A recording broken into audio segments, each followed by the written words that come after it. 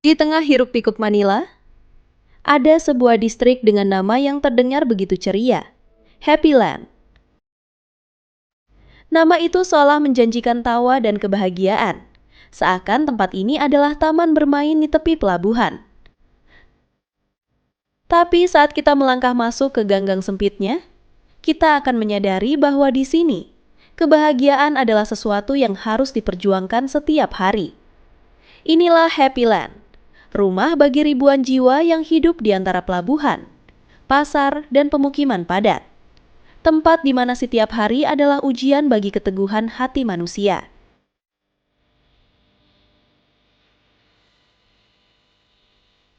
Tapi sebelum lanjut, ada baiknya untuk terus memberi support kepada kami dengan cara klik tombol berlangganan di bawah ini ya, agar kamu tidak ketinggalan info menarik selanjutnya.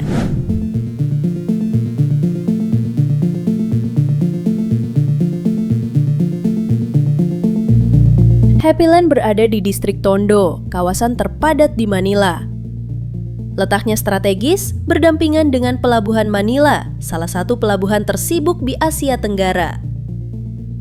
Puluhan tahun lalu, wilayah ini hanya berupa lahan kosong dan gudang penyimpanan. Tapi gelombang migrasi dari berbagai provinsi mengubahnya menjadi pemukiman padat.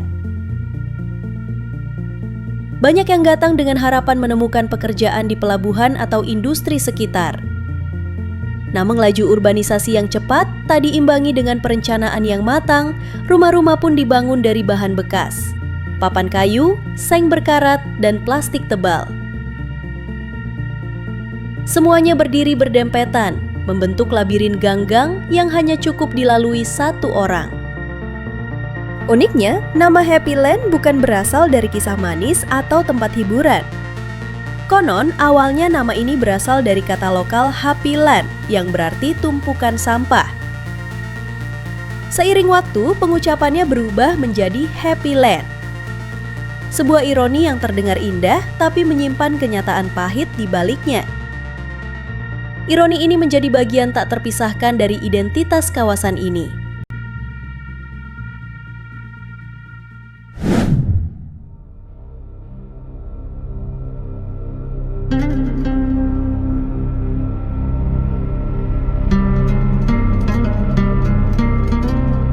Pagi di Happy Land tidak pernah benar-benar sunyi. Bahkan sebelum matahari terbit, suara kehidupan sudah mulai terdengar. Dari kejauhan, deru kapal besar yang bersandar di Pelabuhan Manila menjadi alarm alami bagi ribuan warga di sini. Tak lama kemudian, aroma asin laut bercampur bau asap dapur dan sisa sampah semalam memenuhi udara sempit di antara ganggang. Para pedagang mulai membuka lapak seadanya. Meja dari papan bekas, kain terpal sebagai atap, dan lampu bohlam kecil yang digantung di tiang bambu. Mereka menjual apa saja, dari ikan segar hasil tangkapan malam tadi, sayuran, pakaian bekas, hingga makanan siap saji yang dimasak langsung di tempat. Di sisi lain, anak-anak berlarian tanpa alas kaki. Sebagian membawa karung besar di punggung, bersiap mengumpulkan botol plastik dan barang bekas yang bisa dijual kembali. Sebagian lagi membantu orang tua mereka menata dagangan, menyalakan kompor, atau mengantar pesanan ke pelanggan tetap. Pekerjaan di Happy Land dimulai bahkan sebelum langit benar-benar terang. Bagi sebagian orang, rezeki datang dari pelabuhan, menjadi buruh bongkar muat, tukang beca, atau kuli angkut. Bagi yang lain, kehidupan bergantung pada daur ulang, berdagang kecil-kecilan, atau menawarkan jasa sederhana seperti memperbaiki alat rumah tangga.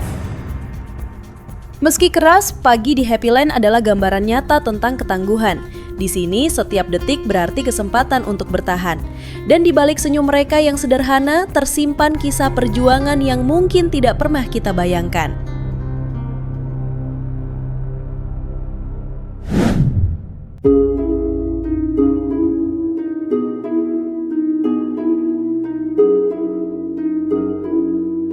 Bagi banyak orang, rumah adalah tempat untuk beristirahat, berkumpul, dan merasa nyaman. Tapi di Happy Land, konsep itu harus didefinisikan ulang. Rata-rata rumah di sini hanya berukuran sekitar 9 meter persegi, kira-kira seukuran kamar kos sempit. Namun ruang sekecil itu harus menampung satu keluarga besar, bahkan kadang lebih dari 10 orang. Satu ruangan dipakai untuk segalanya, tidur, makan, memasak, dan bahkan bekerja.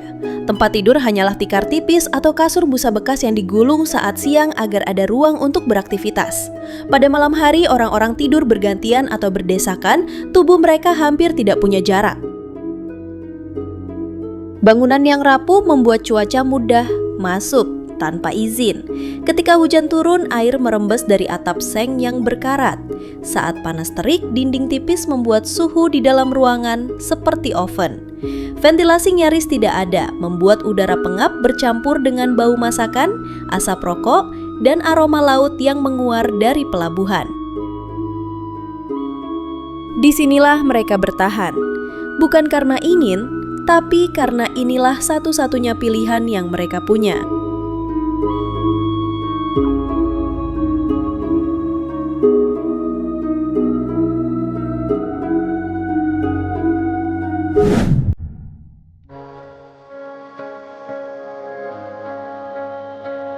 Kepadatan penduduk di Happy Land membawa konsekuensi besar pada akses fasilitas dasar. Air bersih misalnya menjadi barang berharga. Sebagian warga harus membeli air kemasan untuk minum, sementara untuk mencuci dan mandi, mereka mengandalkan sumur atau pipa umum yang harus dipakai bergantian. Toilet umum jumlahnya sangat terbatas. Satu toilet bisa dipakai puluhan keluarga, membuat antrean panjang menjadi pemandangan sehari-hari. Di musim kemarau, kekurangan air membuat situasi semakin sulit. Sementara di musim hujan, banjir menjadi ancaman besar, membawa air kotor yang mengkontaminasi persediaan air bersih.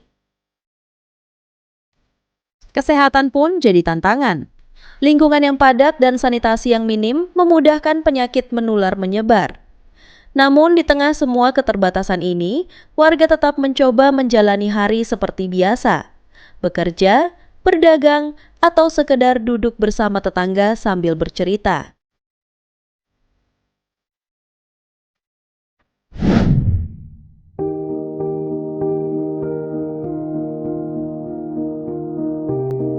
Keterbatasan seringkali memaksa orang untuk berpikir kreatif, dan warga Happy Land adalah buktinya. Salah satu cara bertahan hidup yang terkenal di sini adalah memanfaatkan makanan sisa dari restoran yang kemudian dibersihkan, dimasak ulang, dan dijual dengan harga murah. Makanan ini disebut pakpak. Bagi sebagian keluarga, pakpak adalah solusi praktis untuk mengisi perut tanpa mengeluarkan banyak uang. Bahan makanan yang mungkin dibuang oleh orang lain, di sini diolah kembali menjadi hidangan yang bisa disantap bersama. Meski terdengar ekstrim, bagi warga Happy Land, ini adalah wujud dari prinsip tidak ada yang benar-benar terbuang. Momen makan bersama ini sering menjadi satu-satunya waktu dalam sehari di mana keluarga bisa duduk melingkar, berbagi cerita, dan merasakan kehangatan meski hanya di ruangan sempit dan dengan makanan sederhana.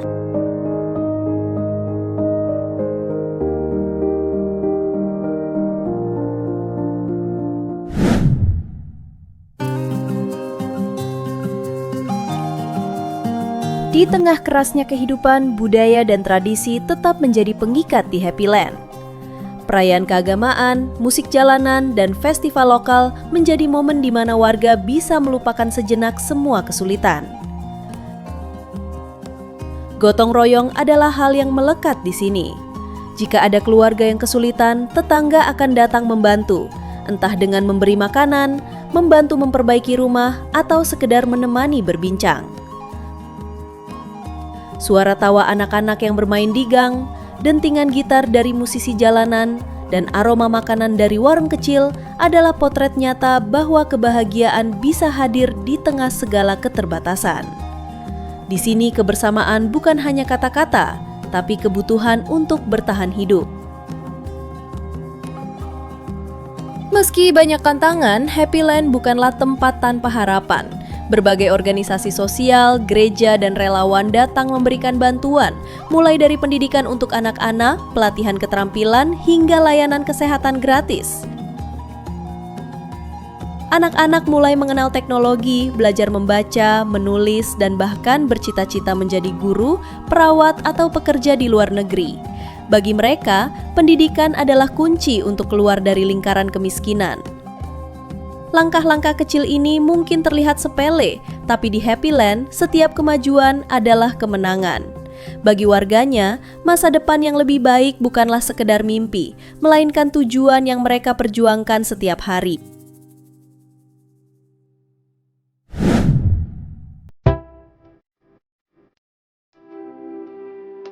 Happy Land, sebuah nama yang terdengar indah, tapi lahir dari kenyataan yang keras. Di balik setiap gang sempit dan rumah sederhana, ada cerita tentang keteguhan, kebersamaan, dan harapan. Tempat ini mengajarkan kita satu hal penting. Kebahagiaan sejati seringkali ditemukan di tempat yang paling tak terduga.